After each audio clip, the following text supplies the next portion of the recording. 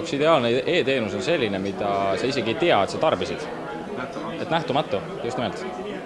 Ja mida lihtsamini toimib, seda parem. Kõige raskem on ikkagi alati klientide ja inimeste veenmine. Kui sa teed uut asja, siis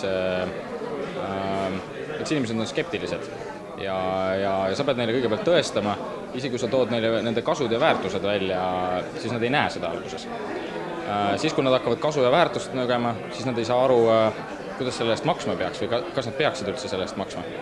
Ja eks see ongi tegelikult see igapäev, millega sa tegeled ja kui ta ükskord tööle läheb, siis muidugi tundub, et see oli kohe algus väga hea idee, et me peamegi nii tegema.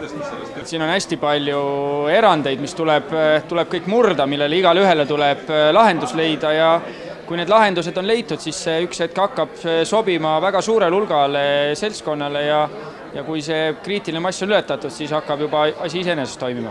Eks seal on alati see, et ka sinu klientide hulgas on alati nendel, kellel probleem on nagu oluliselt teravam ja kellel pitsitab rohkem. Kui sa nemad üles leiad, siis sa tuled nendele oma lahenduspakkumisega ja need ütlevad, et kuule tead, see on see asi, mida ma olen kogu aeg oodanud ja otsinud. Ja kui sa nemad ära räägid, siis järgmine kord tema konkurendi või tema partneri juurde minna juba oluliselt lihtsam, ütled, et näed, seal see asi töötab, nemad on ära proovinud, sinu jaoks see on juba palju lihtsam.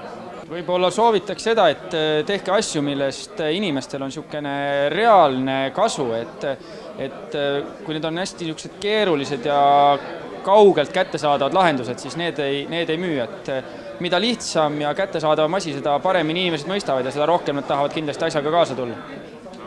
Jah, ega siin eks see on igas ettevõtlusvaldkonnas niimoodi, et sa pead ikkagi kliendile väärtust looma ja klient peab aru saama sellest.